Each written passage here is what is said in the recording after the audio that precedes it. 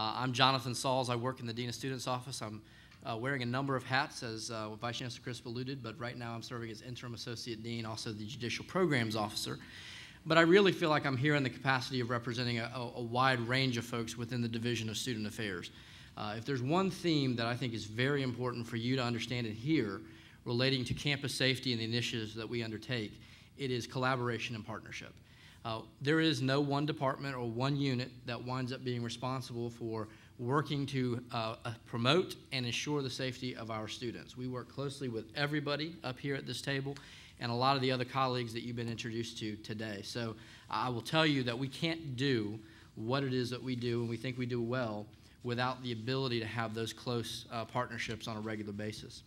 I want to talk with you just about some of the programmatic things that we do and kind of break those up in the different capacities that we do them. But in particular, I want to emphasize that, we talked a little bit in Dr. Payne's remarks about, crisis intervention, and I think probably in truth, one of the best ways that we intervene in crisis is to prevent it from happening in the first place.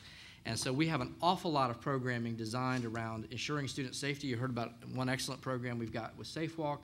But we do a lot of training in the residence halls, out of the Dean of Students office. Some of you, I'm sure I got a chance to meet this summer as part of the CTOPS orientations. I always enjoy coming to speak to both students and parents.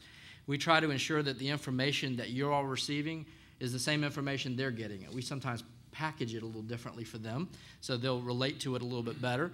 But we do want to know that you're getting information because, as has already been suggested, you all wind up being the first line of defense.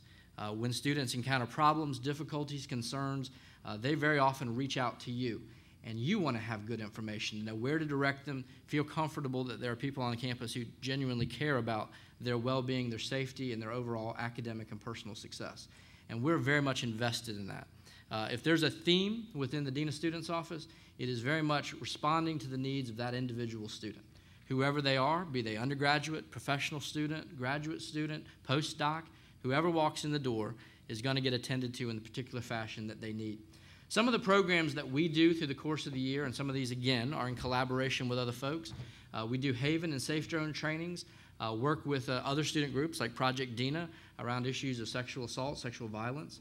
We provide a lot of training and education around substance abuse and abuse. We want to make sure that students are very aware of the hazards that accompany some of the choices they make. I meet with all kinds of students in my capacity as Judicial Programs Officer, and one of the things I'm always reinforcing is if you're going to make adult decisions, there are sometimes adult consequences that go with that.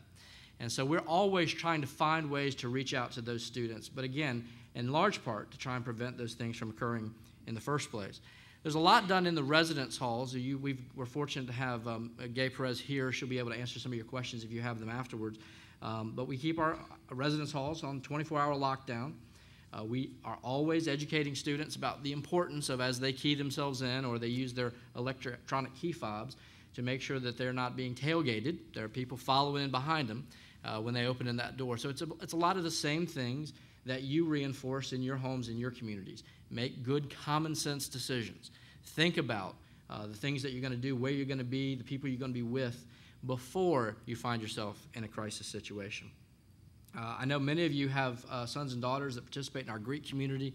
We do a lot of outreach in the houses and in programs that we offer to the leadership, the positional leadership in those houses, but we also go out into each and every one of them. I hope some of you got a chance to see most recently in past few weeks a big fire safety initiative and was sponsored by a number of different folks. We went out both into Greek housing and off-campus housing, really promoting the importance of things that we might take for granted, but operational smoke detectors. So many folks out there have smoke detectors installed, be they in a landlord unit or something of that nature.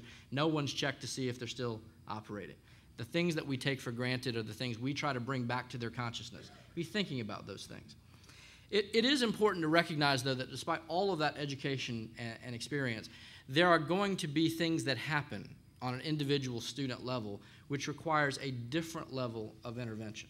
All the training in the world isn't going to necessarily prevent everything that we would like it to. And so we have a number of things in place to help meet the needs for that individual student. One of those is a very robust on-call schedule. Having just come off that on-call schedule last week, I can tell you it's very robust. We get a number of phone calls every evening, but there is always one of the deans of students on call, 24 hours a day, 365 days a year. That's complemented by having at least 2 community directors on call.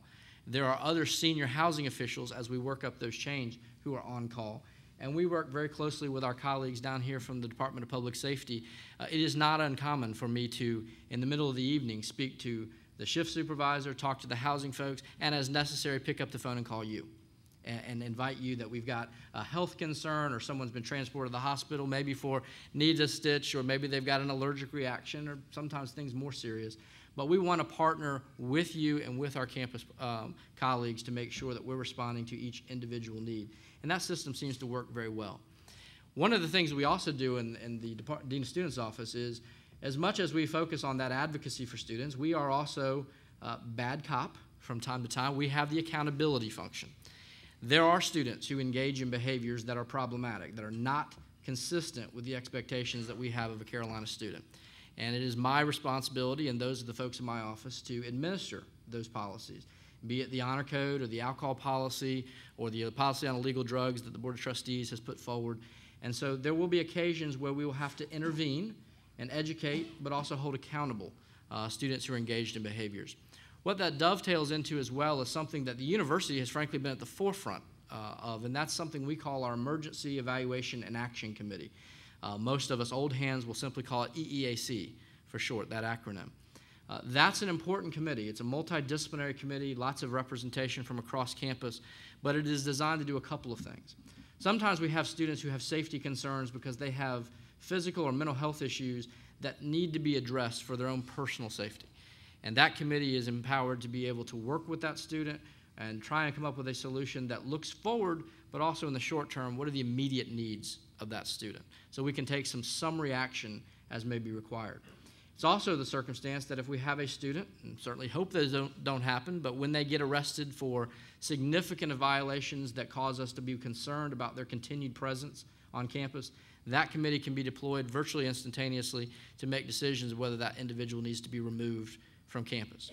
All of that is designed. The reason all these policies are in place is because we are trying to be good caretakers of the entire campus community. We want to know that, again, your sons and daughters, I was a student here 20 years ago this year, how important it is to know that they're going to the undergraduate library, they're going to the libraries, that's where they need to be going, we keep them there, but also knowing that you want to know that we're fully invested and committed and care about their success. They're able to engage the academic process as effectively as possible. And I think what these guys represent, just to sort of close out by bringing it full circle, these guys represent an abiding belief on campus that when we see things that we need to do better, when there's opportunities for improvement, be it student, administrators, faculty, the most senior people, we kick into gear and we figure out what's a better way to do it. And so we welcome your input, your thoughts, your partnership with us. If there are things that we can do to be help and be responsive to your sons and daughters, but certainly all those sons and daughters who are on campus, we really enjoy that opportunity. So thank you for giving me a few minutes to chat with you. I'll hand it over to Mary Beth and be here for your questions.